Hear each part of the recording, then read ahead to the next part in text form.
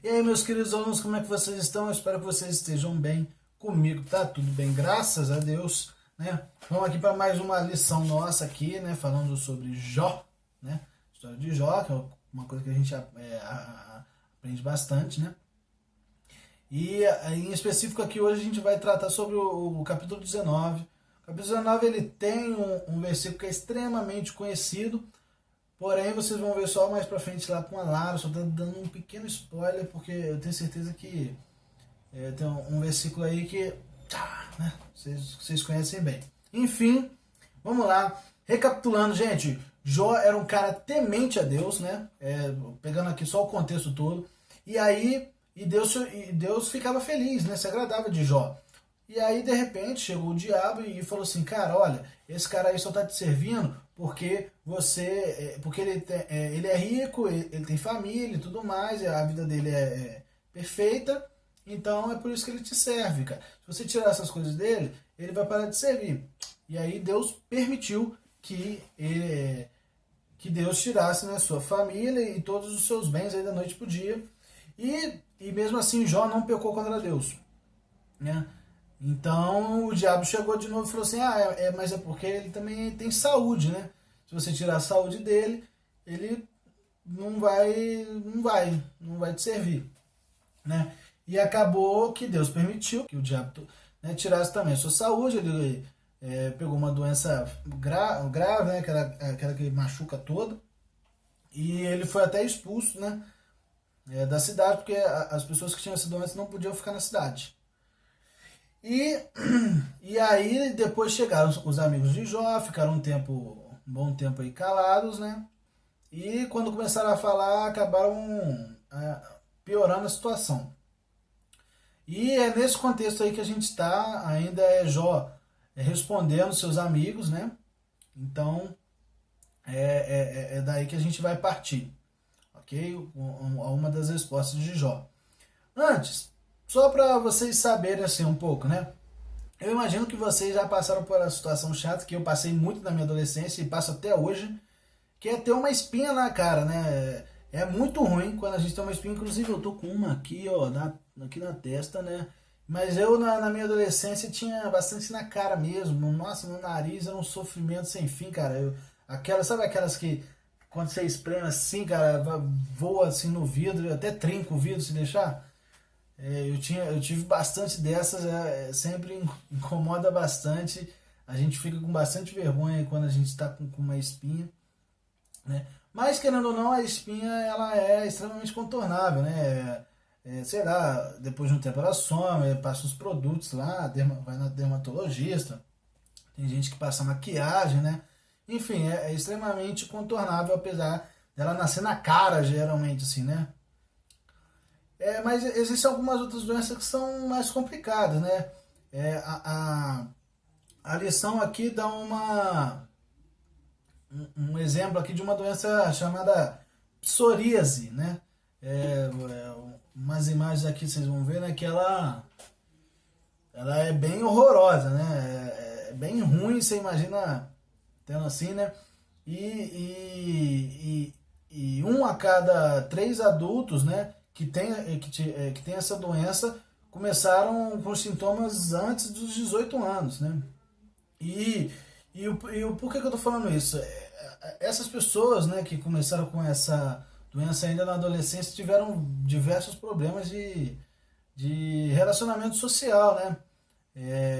Isso acabava deixando elas isoladas, elas se sentiam rejeitadas, tinham extrema dificuldade em se relacionar com as pessoas e tudo mais, e que isso é sempre um problema, né?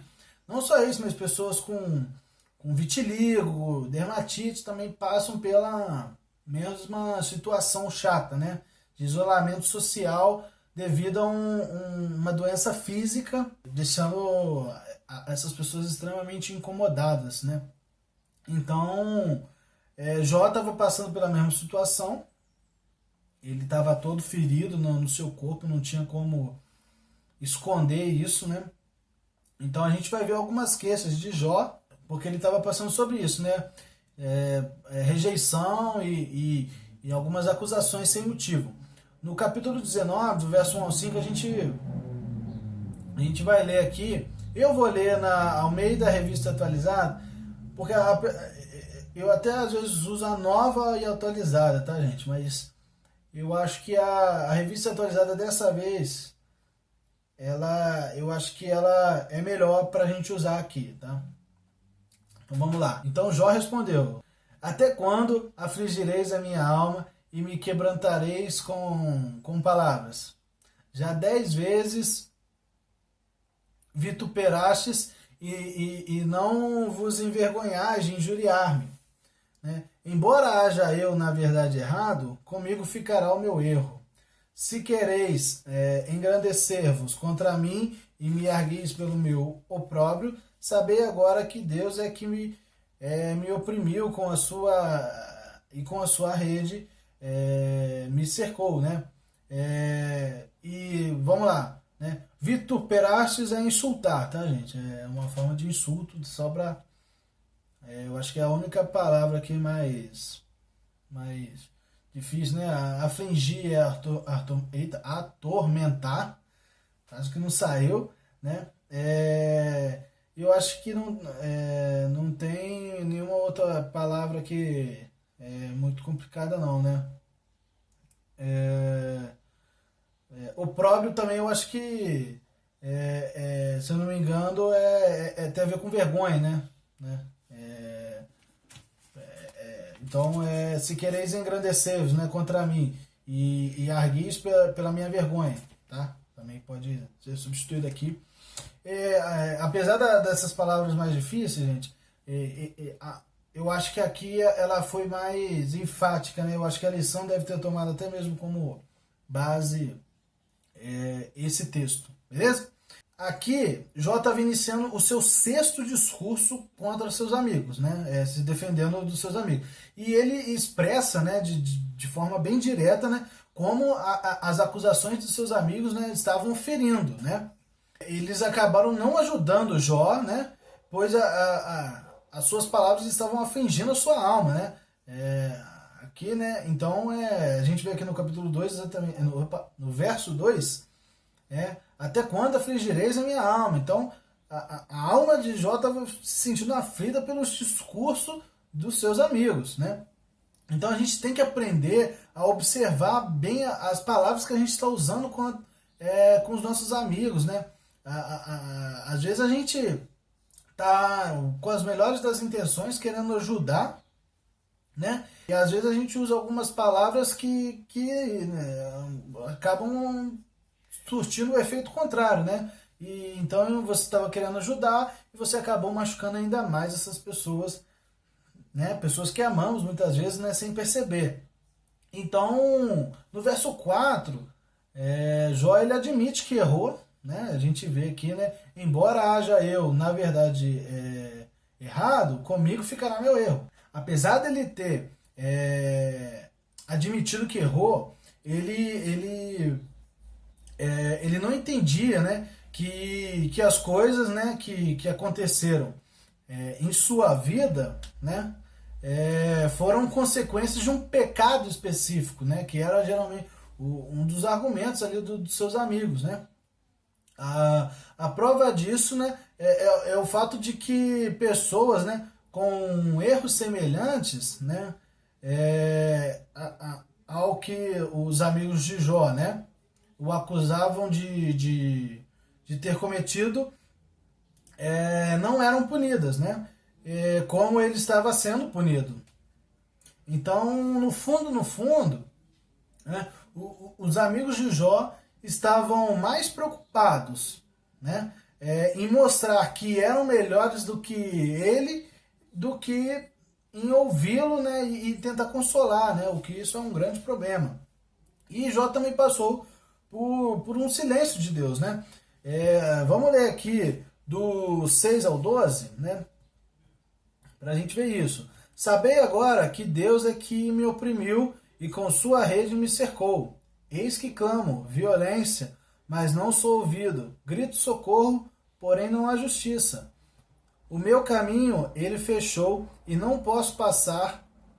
E nas minhas veredas pôs trevas.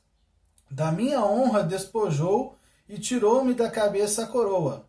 Arruinou-me de todos os lados, e eu me vou.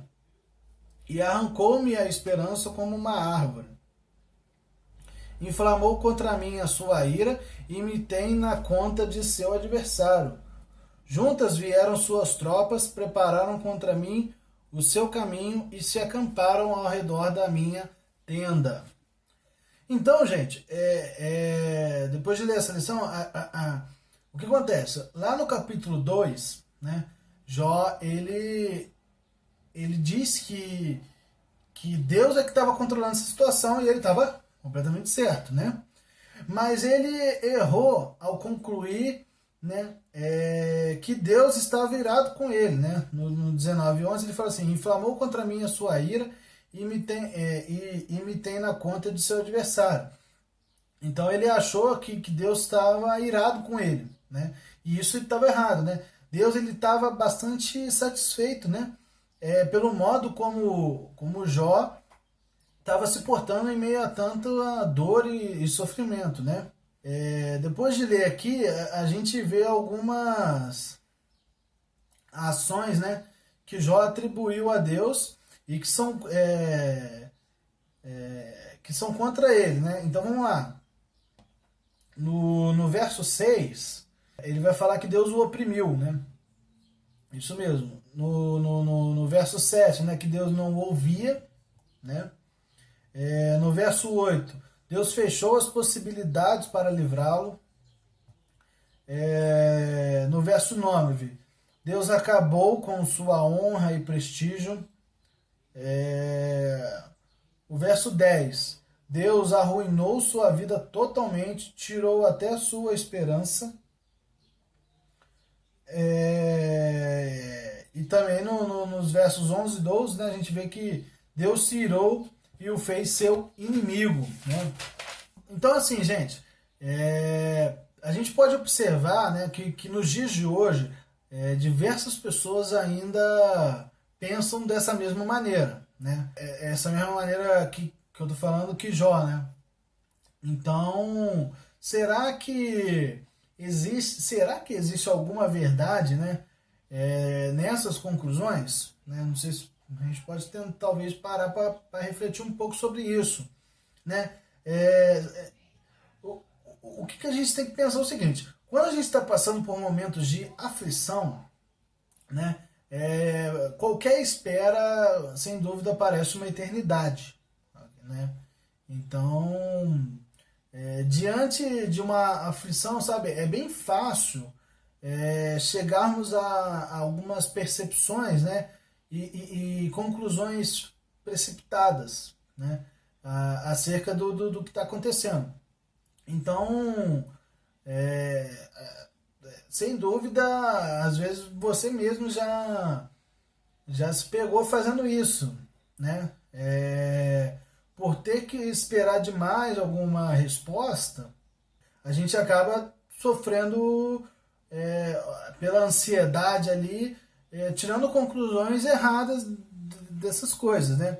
Então, assim, por exemplo, quando você é uma criança, quando a gente era uma criança, eu também já fui, né? Quando a gente era disciplinado, né? Eu apanhei muito, né? Não sei vocês, mas eu apanhei muito. E já fiquei muito de castigo também, né? E quando a gente está sendo disciplinado, né?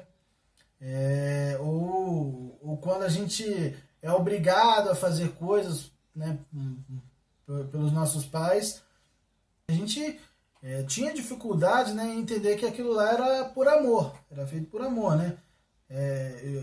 Poxa, o meu pai tá me batendo, porque, como assim? Né, ou minha mãe tá me batendo. A gente tem a gente tira uma conclusão errada de que essa repreensão muitas vezes não é por amor, é da base da raiva mesmo, né? A gente pensa e muitas vezes a gente só vai perceber que não é só quando a gente fica mais velho, que a gente entende, né? Tudo isso. Só que na hora ali da aflição, nossa, eu lembro que eu chorava e falava assim: ah, você não me ama, você não me ama. Né? E realmente é a impressão que passa num momento ali de aflição. Então é isso, gente. Muitas vezes a gente só vai entender essas atitudes dos nossos pais quando a gente chega aí na adolescência, na juventude, talvez só quando a gente chega a ser adulto, talvez só quando é possível que a gente só vai entender mesmo, talvez quando a gente for pai ou mãe, né? No meu caso, pai. E, enfim, né? Então, mais uma vez, né, a gente vê a importância de tentar esperar o tempo certo para emitir as nossas opiniões, né? Apesar de Jó, né, ter experiências de respostas de oração, né, dessa vez era bem diferente, né?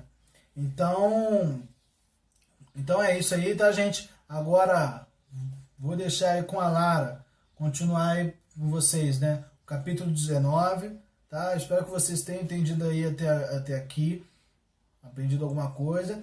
Então vamos lá, Lara, que agora é com você. Valeu, gente, um abraço, até a próxima, hein? Ei, gente, vamos então continuar com a nossa lição. E bem, para começar, a gente vai ler Jó 19, de 13 a 20, ok? Tô lendo aqui na NVI, beleza. Então vamos lá. Ele afastou de mim os meus irmãos, até os meus conhecidos estão longe de mim. Os meus parentes me abandonaram e os meus amigos esqueceram-se de mim. Os meus hóspedes e as minhas servas consideram-me estrangeiro, veem-me como um estranho. Chamo meu servo, mas ele não me responde, ainda que eu lhe implore pessoalmente. Minha mulher acha repugnante o meu hálito. Meus próprios irmãos têm nojo de mim. Até os meninos zombam de mim e dão risada quando apareço. Todos os meus amigos chegados me detestam. Aqueles a quem amo voltaram-se contra mim. Não passo de pele e ossos, escapei só com a pele dos meus dentes. Então, gente, como podemos ver, Jó estava sendo abandonado pela própria família, né? Pelos amigos, pelos irmãos, pela esposa e até pelos seus servos, né, que trabalhavam com ele e para ele. Infelizmente, a doença de Jó causava um certo nojo nas pessoas, e é muito pesado falar isso, né? Porque elas estavam esquecendo que por trás de todo aquele sofrimento, das feridas e até do possível odor que tinha as feridas, existia ali uma pessoa que estava sofrendo. Bom, todas essas pessoas já tinham, né, desfrutado dos banquetes e de tudo que Jó poderia oferecer. E agora estavam abandonando ele, né? Que tipo de família era essa? E no final dessa jornada de sofrimento de Jó, os irmãos voltaram para ele, né? A gente pode ver lá em Jó 42:11, que diz assim: todos os seus irmãos e irmãs e todos os que haviam conhecido anteriormente vieram comer com ele em sua casa. Eles o consolaram e o confortaram por todas as tribulações que o Senhor tinha trazido sobre ele, e cada um lhe deu uma peça de prata e um anel de ouro. Mas enfim, gente, imaginem aí, tentem dimensionar o tamanho da dor de Jó, né?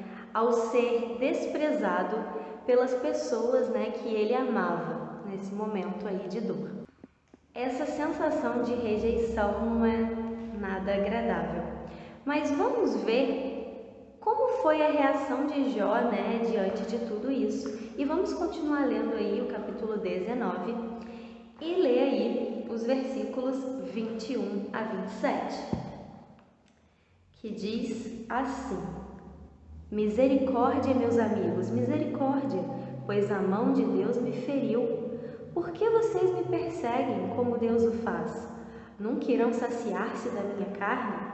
Quem dera as minhas palavras fossem registradas, quem dera fossem escritas num livro, fossem talhadas a ferro no chumbo ou gravadas para sempre na rocha. Eu sei que o meu Redentor vive e que no fim se levantará sobre a terra. E depois que o meu corpo estiver destruído e sem carne, verei a Deus. eu verei com os meus próprios olhos, eu mesmo e não outro, como anseia no meu peito o coração. Bom, então Jó teve uma reação inesperada, né? E vamos lá. No versículo 21, a gente viu, né, que aos amigos de Jó, aqueles três que a gente já conversou anteriormente, ele pede misericórdia, né? Os amigos estiveram com ele, mas o causaram dor com suas palavras, né? Enfim. E realmente ele não tinha mais nada, né, para pedir além de misericórdia, compaixão. E aqui ele até fala sobre registrar a história dele. Ou seja, ele já estava sentindo que iria morrer sem ter essas respostas, né? Mas se ficasse gravada, registrada, talvez no futuro as pessoas olhando a história dele poderia ter, né, essa resposta do porquê isso aconteceu com ele. E parece assim que ele já está entregando os pontos, né? Nos versículos 25 a 27, a gente pode ver uma fé que renasce das cinzas, né? Que Jó teve. E olha algumas afirmações que ele fez. Eu sei que o meu Redentor vive. E essa expressão lembra lá no Novo Testamento, em Lucas 24:5, né? O que os anjos falam para as mulheres que foram lá cuidar do corpo de Jesus. E que diz assim: por que buscai entre os mortos aquele que vive? Bom, Jó está numa época bem antes de Jesus, né? Mas ele já sabia que o Redentor dele, Deus, estava bem vivo. Não tem nada dessa história de que Deus está morto, não. Outra expressão, né, que ele fala aqui é: eu sei que ele se levantará sobre a terra. E, gente, olha aí, a gente pode parar para analisar que a ressurreição de Jesus foi isso. Lá em Mateus 16:4, né, Jesus chama de sinal de Jonas, 3 dias na barriga de um peixe e no terceiro dia Jesus ressuscitou. E após uma aparente derrota, que foi a morte, veio a vitória. Não foi assim com Jesus? E como podemos ver lá em Marcos 16:19, após 40 dias ele foi elevado aos céus. Então, o nosso Redentor assumiu o lugar que era dele junto ao Pai. E dessa mesma forma, como Jó poderia apontar para Jesus? Ele tem essa esperança de que algo iria acontecer, seja nessa vida que ele está vivendo e está sofrendo, ou depois que ele morrer e fosse encontrar, né, com Deus. E essa esperança deu a ele forças para continuar, porque o Redentor dele iria trazer essa vitória para ele. E outra expressão é: eu sei que verei a Deus com meus próprios olhos. Lá em Mateus 5:8 diz que somente os puros verão a Deus. E ele sabia que o seu Redentor, por misericórdia, né, o absolveria de toda a culpa que ele pudesse ter. O seu Redentor, né, perdoaria as suas culpas conhecidas e desconhecidas e provaria a sua inocência nessa situação. Gente, Jó conseguiu ir além do seu tempo e, em meio a tanta dor e tanto sofrimento, apresentar Jesus Cristo. E Deus tinha algo muito especial para Jó, assim como ele tem para a gente, né, que crê nele. E o exemplo de Jó nos instiga a não desistir e lembrar que um dia a vitória vai ser manifestada, porque ela já foi conquistada por Jesus na cruz. E Jó nem sabia disso. É isso então, gente, essa foi a nossa lição de hoje. E se vocês querem saber se Jó vai ter essas respostas que ele tanto quer e qual vai ser o desfecho dessa história de Jó, não perca o vídeo de semana que vem, hein? Beijos e fiquem com Deus!